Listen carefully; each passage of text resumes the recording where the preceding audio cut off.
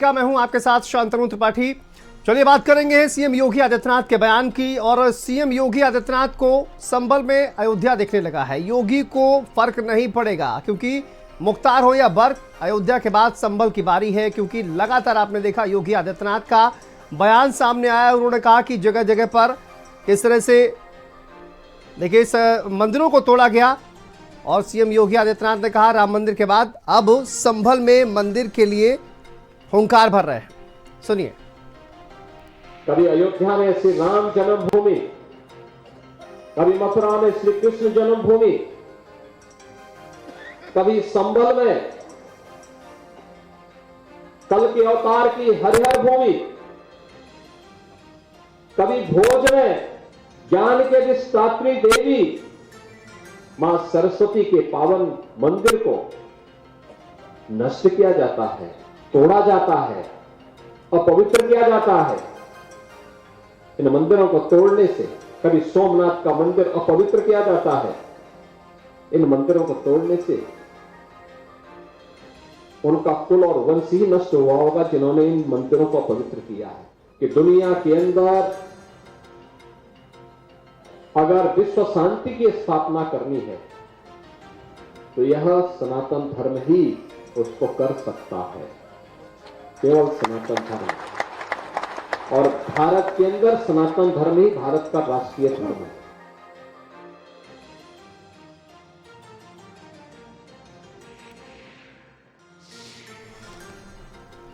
तो देखिए सीएम योगी आदित्यनाथ का यह बयान। और उन्होंने कहा कि सनातन धर्म भारत का राष्ट्रीय धर्म है। सीएम योगी आदित्यनाथ का यह बयान आप देखिए किस तरह से लगातार सीएम योगी आदित्यनाथ इस बात की वकालत करते हुए नजर आ रहे हैं कि अगर कोई जिसने सबको पनाह दी, जिसने सभी को मुश्किल समय में साथ दिया, वो सनातन धर्म है। लेकिन सनातन धर्म के साथ क्या हुआ, इसको लेकर अयोध्या में उन्होंने अपना बयान भी दिया।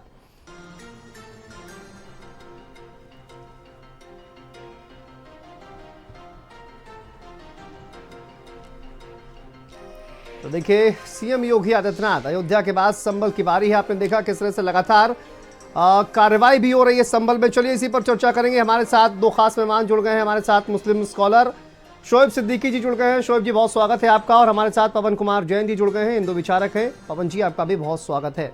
सबसे पहला सवाल शोएब जी आप ही से करूंगा। सीएम योगी आदित्यनाथ का बयान आपने सुना। उन्होंने कहा कि सनातन ही राष्ट्रीय धर्म है क्योंकि सनातन ने सभी धर्मों को मुश्किल वक्त में उनको पनाह दी है। लेकिन सनातन धर्म के साथ क्या हुआ, अभी संभल में क्या हो रहा है, ये तमाम बातों का जिक्र सीएम योगी आदित्यनाथ करते हुए नजर आ रहे हैं। देखिए सर, ऐसा है, ये मुल्क जो है गंगा जमुनी की मिसाल है। और आपने भी जैसे कहा कि उन्होंने कहा सनातन धर्म ने सबको यहाँ संरक्षण दिया, सबकी हिफाजत की, तो जाहिर सी बात अभी बांग्लादेश की जो प्रधानमंत्री थी वो भी भाग के आई थी, तो प्रधानमंत्री ने भी उनको शरण दी थी। इस मुल्क में इसे चला करती है। लेकिन सर देखिए बात यहाँ पे एक चीज़ ये आ रही है कि अभी आप भागवत जी का पिछला बयान देख लें, जो उन्होंने भागवत जी ने एक बयान दिया था कि हर जो है मस्जिद के नीचे मंदिर ना तलाशा जाए, ये और उसके बाद अभी लेटेस्ट है कि जो बयान अभी उनका आया है कि इस तरह की कोई चीज़ ना की जाए कि धर्म पर बात आती है। आप देखिए जैसे अगर मंदिर को क्षति पहुंची है, जाहिर सी बात है जब कोई मंदिर आम पर आता है, इक़्तिदार में आता है तो अपनी खोई चीज़ पाता है। तो उसमें इस तरह की जो बातें आ रही हैं उससे मैं समझता हूँ कि जो इस मुल्क की जो गंगा जमनी तहजीब है या जो मोहब्बत का जो पैगाम जाता है वो कहीं ना कहीं अलग होने की कोशिश होती है। आप देखिए कि चंद लोग होते हैं जो इस तरह के मामलात लाते हैं और भुगतना पूरी कौम को पड़ता है। आप देखिए ज्ञान व्यापी हो, चाहे संभल हो, चाहे लखनऊ की टीला वाली मस्जिद हो, लेकिन जितने मामलात आए, सवाल ये उठता है कि देखिए 46 साल तक एक मंदिर बंद रहता है और कोई भी गंगा जमुनी तहजीब पेश करते हुए ये नहीं कहता है कि चलिए मंदिर खोल देते हैं और हिंदुओं को आकर वहां पर पूजा करनी चाहिए। यहाँ पर सवाल इसीलिए खड़े होते हैं। और ये एक इकलौता मामला नहीं है, ऐसे तमाम मामले सामने आते हैं। वहां पर ये तहजीब आखिर कहाँ गायब हो जाती है, ये लगातार जो हिंदूवादी संगठन है वो भी सवाल उठाते हैं। देखिए सर, ऐसा है आप जो कह रहे हैं उसमें आप देखिए सर जो बारीकी की बात है, जो जांचें चल रही हैं, जाहिर सी बात आप देखिए यहाँ पे एजेंसियाँ बहुत बड़ी बड़ी हैं, चाहे सेंट्रल की हुकूमत हो चाहे स्टेट की हुकूमत हो, यहाँ पे एक से एक एजेंसियाँ जो नज़र रखे हुए हैं। और आप देखिए संभल में भी जो कार्रवाई चल रही है, जो जांचें चल रही हैं, उसमें सियासी लोग को छोड़ के आम आदमी देखिए उसमें कोई इंटरफेयर नहीं कर रहा है। और मेरी गुजारिश भी मुख्यमंत्री से रहेगी आपके चैनल से कि निष्पक्ष जांच की जाए, और इसमें जिस तरह अभी ओवैसी साहब ने कहा 400 साल के बाद, 500 साल के बाद, तो इसको भी मद्देनजर देखने वाली बात होगी सर। आप देखिए मुल्क जो है संविधान से चलता है, संविधान के खिलाफ कोई जाएगा तो ये चीज गलत है। पवन जी से जवाब लेता हूं, उसके बाद मैं आपके पास आता हूं। पवन जी, उन्होंने कहा कि देखिए जांचें चल रही हैं, तमाम केंद्र की हो चाहे राज्य की हो, और इस पर कोई इंटरफेयर नहीं कर रहा है। इसका मतलब ये है कि प्रशासन जो है वो वहीं पर जाकर इस तरह का माहौल वहां पर बनाता है कि वहां पर इस तरह की दंगा होता है और 5 लोगों की जान चली जाती है। नमस्कार जी। प्रशासन अपना काम बहुत अच्छे ढंग से कर रहा है। प्रशासन ने ना तो किसी वहां पर 50,000 लोगों को बुलाया था, वो मंदिर की जांच कर रहे थे जो कथित रूप से मस्जिद है, और ना उस पर किसी ने कोई कब्जा किया था। एक कोर्ट के आदेश के तहत जो प्रॉपर संवैधानिक अधिकार हर व्यक्ति का है, वो एक व्यक्ति कोर्ट में जाता है, कोर्ट ने आदेश किया, उसकी जो है वो जांच करने के लिए गया, और जांच करने के बाद कोर्ट में अगर आप किसी संविधान में, भारत के किसी संविधान को कोई मान्यता है तो उस पर विश्वास करें, और उसका ये तो पहली एप्लीकेशन थी और पहला उस पर काम शुरू हुआ था। रहा सवाल गंगा जमनी तहजीब, अभी शोएब साहब ने कहा, तो ये शोएब साहब को ये भी सोचना चाहिए, जिस मोहल्ले में एक मुस्लिम व्यक्ति मकान खरीद लेता है और उसके बाद में दूसरा, उसके बाद में तीसरा, जो आज 46 साल बाद जो मंदिर निकल रहे हैं वो इसलिए निकल रहे हैं कि उस गंगा जमनी तहजीब जिसकी ये बात कर रहे हैं कि वो इन्होंने नहीं रखी। जहां एक दो मुस्लिम मोहल्ले में आया और उसके बाद धीरे धीरे मजबूर होकर के पूरा हिंदू मोहल्ला खाली हो गया और वो कहीं दूसरी जगह शिफ्ट हो गया, और वो मंदिर चारों तरफ से मुस्लिम समाज के परिवारों के बीच में ढक गया।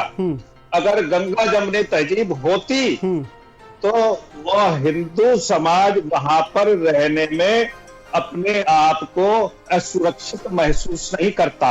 आपने बच्चियों की भी बवाएं बहुत सारे उस पर टीवी पर आए कि समय ऐसा आ गया कि हम वहां जाते हुए डरने लगे, हम घर से निकलते हुए डरने लगे, इस कारण से, और वो समाज को वहां से छोड़ करके जाना पड़ा। और लेकिन आज पवन जी 46 साल बाद देखिए मोहन भागवत जी का एक बयान सामने आया, आपने सुना होगा, आरएसएस प्रमुख मोहन भागवत जी का बयान सामने आया। पवन जी एक मिनट सुन लीजिए सर, उसके बाद जवाब दीजिएगा। पवन जी। हाँ, पर अब मुस्लिम समाज रहता है और हिंदू समाज नहीं रहता। पवन जी लेकिन क्या है जी, पवन जी आपको आवाज मिल रही है? मैं ये कह रहा हूं सर, जी हाँ, मोहन भागवत जी का बयान सामने आया, उन्होंने कहा कि हर मस्जिद के नीचे मंदिर क्यों ढूंढ रहे हैं आप, क्यों ऐसा करके आप खुद को हिंदूवादी नेता बनने की कोशिश कर रहे हैं। कुछ लोगों को उन्होंने इंगित भी किया है, क्या कहेंगे आप इस पर? आप जी जी जी, नहीं उन्होंने बिल्कुल ठीक कहा है, और यही बात अभी आपने जो बयान आदरणीय योगी जी का दिखाया था, मैं कोई पॉलिटिकल बात नहीं करता, लेकिन उन्होंने यही कहा कि सनातन धर्म सुरक्षित है तो दुनिया में सब कुछ सुरक्षित है। उन्होंने किसी मंदिर को खोदने की बात नहीं की। यदि कोई व्यक्ति किसी कोर्ट में जाता है तो वो ठीक है, वो उसका अधिकार है। सनातन धर्म सुरक्षित है तो दुनिया में सब कुछ सुरक्षित है। बांग्लादेश, पाकिस्तान, अफगानिस्तान की उन्होंने बात की, उनका कहना था जहां जहां हिंदू अल्पसंख्यक हुआ, चाहे वो किसी मोहल्ले में हुआ, चाहे वो किसी शहर में हुआ, और चाहे वो किसी देश में हुआ, तो उसका परिणाम क्या हुआ वो आपके सामने है। जिस बांग्लादेश को बनाने में भारत की कितनी बड़ी भूमिका रही, जितना बड़ा सहयोग जो भारत ने दिया, और बिल्कुल इसका जिक्र जो है वो सीएम योगी आदित्यनाथ भी कहीं ना कहीं करते हुए नजर आए। ठीक है, मैं शोएब जी से एक बार, हो रहे हैं, ये आप देख रहे हैं। शोएब जी, जिस तरह से सीएम योगी आदित्यनाथ ने भी जिक्र किया, और ये भी देखिए पवन जी भी कहते हुए नजर आ रहे हैं, उन्होंने कहा कि जहां पर हिंदू बहुसंख्यक है वहां पर गंगा जमुनी तहजीब नजर आती है, लेकिन जहां पर मुस्लिमों की संख्या ज्यादा है वहां पर यह तहजीब आखिर नजर क्यों नहीं आती है। आप उदाहरण के लिए पाकिस्तान भी देख सकते हैं, बांग्लादेश भी देख सकते हैं, और हिंदुस्तान के भी कई ऐसे हिस्से हैं जहां पर इस तरह की स्थितियां बन गई हैं कि वहां पर किसी काम को करने के लिए पुलिस का बंदोबस्त करना पड़ता है, हजारों की संख्या में पुलिस कर्मियों को साथ लेकर वहां पर जाना पड़ता है। संभल ही इसका उदाहरण है, आप देख लीजिए। देखिए सर, ऐसा है जो भी आपने बात कही और भाई साहब ने ये बात कही जी, देखिए ऐसा नहीं, जहाँ मैं रहता हूँ वहाँ पे मेरी गली में 2-4 हिंदू भाई हैं और वो बहुत हिफाजत में हैं।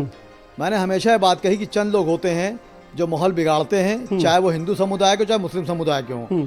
देखिए आप जो अभी संभल की बात सर कर रहे थे, मैं उसको ज़रूर बात रखूंगा बीच में, जैसे भी सर ने कहा, तो बात आपका चैनल चूँकि नेशनल चैनल है तो एक बात आम आवाम तक सही बात पहुंचे। जी सर देखिए ऐसा होता है कि वो बिल्कुल इतनी जल्दी में जज साहब ने फैसले दे दिया, चूंकि कोर्ट का फैसला था, इसलिए उस पर उंगली उठाना मैं समझता हूँ सबके लिए गलत है। कोई भी हिंदुस्तान के नागरिक उस पर उंगली उठा सकता है। लेकिन आप देखिए सर, जब इतना मामला संगीन था, जब मंदिर मस्जिद की बात आए या चर्च की बात आए तो आस्था जुड़ जाती है, और आस्था एक ऐसी चीज है सर कि कभी भी किसी मुल्क पे हुकूमत करनी हो तो धर्म का साथ ले लिए मामला बढ़ जाएगा। शोएब जी, जिला कोर्ट में ना जब कोई केस फाइल करते हैं तो उसी दिन सुनवाई हो जाती है, हाई कोर्ट की तरह वहाँ डेट नहीं लगती। देखिए सर, जिस दिन वहाँ पर याचिका लगी उसी दिन सुनवाई हो गई, इसमें क्या गलत है? देखिए असंवैधानिक है? देखिए वही मैं कह रहा हूँ सर कि यहाँ पे हिंदुस्तान में 40 साल मुकदमे सिविल के चल रहे हैं, बाप खत्म हो गया, बेटा खत्म हो गया, पोते लड़ रहे हैं। क्रिमिनल में सर 20-20 साल वो सजा काट रहे हैं, जजमेंट नहीं आ रहे हैं, और जब फैसला आया तो पता चला वो कसूरवार ने 20 साल सजा काट दी। अब आप ऐसे संगीन मामले में जज साहब को थोड़ा संयम रखना चाहिए था, ऑर्डर 2-4 दिन रोक लेते, फिर मुख्यमंत्री को खबर करते या अपने पुलिस अफसर को खबर करते कि ऐसा मामला क्या किया जाए। उन्होंने 2 ही घंटे में ऑर्डर डाली, वो सरकारी वकील थे। सर सुनिए ना, सर्वे का ऑर्डर दिया गया था, वहां पर किसी तरह के ध्वस्तीकरण का ऑर्डर नहीं दिया गया था। सर्वे का मतलब वहां पर जाइए, देखिए, वहां पर रिकॉर्डिंग करिए, तसवीरें लीजिए और वापस चले आइए। वहां पर स्ट्रक्चर को किसी तरह से टच नहीं करना था। इस पर क्या आपत्ति थी? देखिए कोई आपत्ति नहीं है, लेकिन सर आप बताइए 1.5 घंटे में फैसला हो गया, फौरन जो है निरीक्षण के लिए ऑर्डर दे दिया गया, लोग पहुंचे, खैर वहां कमेटी से बात की गई, उसके दूसरे दिन देखिए अब फौरन बहुत जल्दी नहीं होनी चाहिए दोबारा करने के लिए। वहां पे आखिर इतने लोग इकट्ठा मुस्लिम समाज के कोई समाज कैसे आ गए? यहाँ पे कहीं ना कहीं प्रशासन की चूक रही। और मैंने हमेशा मुख्यमंत्री जी से आपके टीवी के और चैनल के माध्यम से कहा कि आखिर वहां लोग कैसे आए इसकी जांच होनी चाहिए। और लोग कह रहे पत्थर वगैरह ऊपर थे, क्या पुलिस गली गली जाएगी? ऐसा नहीं है, ड्रोन रहते हैं जब ये संगीन मामले होते हैं। आप बताइए बाबरी मस्जिद का जब फैसला आया, किसी एक मुसलमान ने उंगली उठाई हो? बताइए, सियासी छोड़ के, सियासत लोग जो होते हैं वो इख्तियार में आने की रोटियां सेकते हैं, लेकिन आम मुसलमानों को कहा, कुछ नहीं कहा। आज आप देखिए जांच चल रही है, 46 साल हो चाहे 10 साल हो, जिसको जो चीज़ है वो मंजर आम पे आनी चाहिए। और इस मुल्क में जाहिर सी बात है संविधान जो है सबके लिए बराबर है। ऐसा ना हो कि जब मेरी बारी आए तो तराजू नीचे हो जाए, जब आपकी बारी आए तो ऊपर हो जाए, ऐसा नहीं होना चाहिए। और मुझे उम्मीद है कि जिसकी जो चीज़ मिलनी चाहिए, लेकिन जांच जो निष्पक्ष होनी चाहिए। दोबारा यानी कि आप सीएम योगी आदित्यनाथ के बयान से सहमत हैं? नहीं बिगड़ा, बताइए। देखिए सीएम योगी आदित्यनाथ ने, शोएब जी, ये कहा कि 10वां अवतार जो है ना, कल की अवतार वो संभल में ही होगा। सीएम योगी आदित्यनाथ के बयान से आप सहमत हैं? उन्होंने कहा कि सनातन ही राष्ट्रीय धर्म है। देखिए इस मुल्क में संविधान में सबको बराबर का दर्जा दिया है। हर इंसान अपने धर्म के हिसाब से जी सकता है, अपने धर्म के साथ पूजा पाठ कर सकता है। और हमारे नबी ने भी फरमाया है कि मुल्क की वफादारी आधा ईमान है। तो देखिए मुख्यमंत्री जो कह रहे हैं वो उनकी बात है, जांच होगी। अगर उसमें मंदिर पाए जाते हैं या ऐसा कोई बात आती है कि वो चीज है तो उनको एक्सेप्ट करेंगे। वो पवन जी कह रहे हैं कि देखिए मस्जिद के लोगों ने वहां पर भीड़ बुलाई होगी, वो तो साफ कह रहे हैं पवन जी। जी मंदिर के लोगों ने, मस्जिद के लोगों ने तो भीड़ बुलाई होगी। जब मस्जिद वालों को मालूम है, मस्जिद वालों ने समय दिया कि 7 बजे आप आ जाइए, जिससे कि साहब क्या जल्दी थी सर, इतनी जल्दी क्या थी? आप सोचिए सर, संगीन मामला था सर, समय पर बुलाया गया था उनको। और सारे यहाँ थाने जाइए तो एफआईआर लिखी नहीं आती है। आप थाने जाइए तो पुलिस एफआईआर लिखती जल्दी नहीं, लोग परेशान करते, रात दिन दौड़ते रहते हैं। ये इतना संगीन मामला था, उस पर कम से कम 1-2 दिन रोक लेते, अपने राय मशवरा कर लेते। आखिर आप चीफ जस्टिस ने आखिर वहां से फैसला क्या नहीं किया कि अभी इस तरह के मामले जो है कोर्ट में नहीं आएंगे?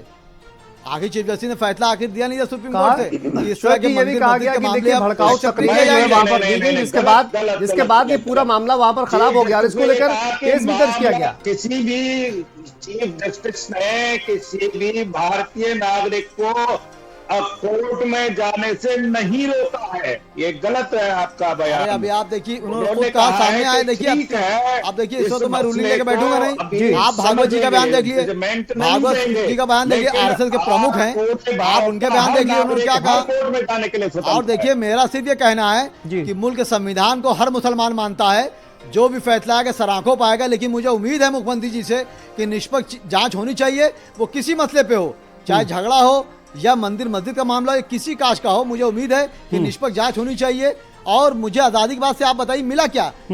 हर पार्टी ने से हमें यूज किया।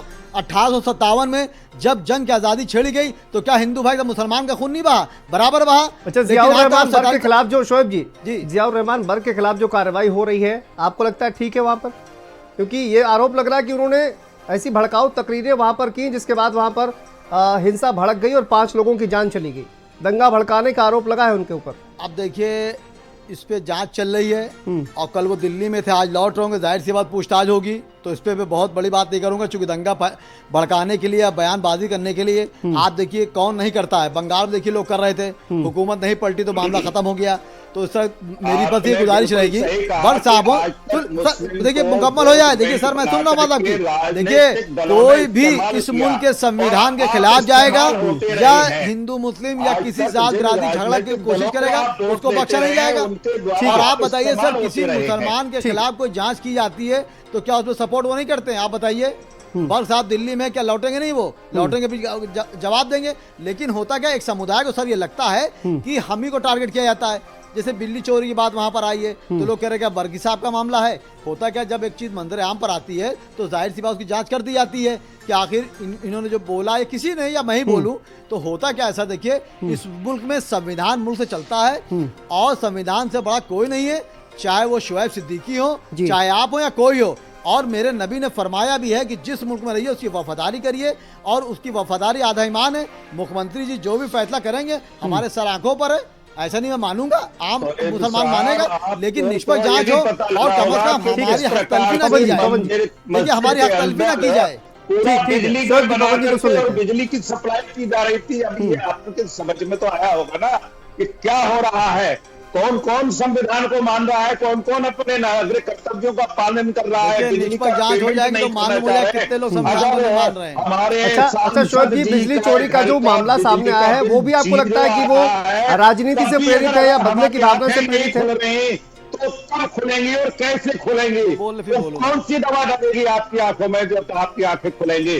कि 0 बिजली का बिल आता है या 28 यूनिट बिल आता है, आप तब भी आपको नहीं समझ में आ रहा है।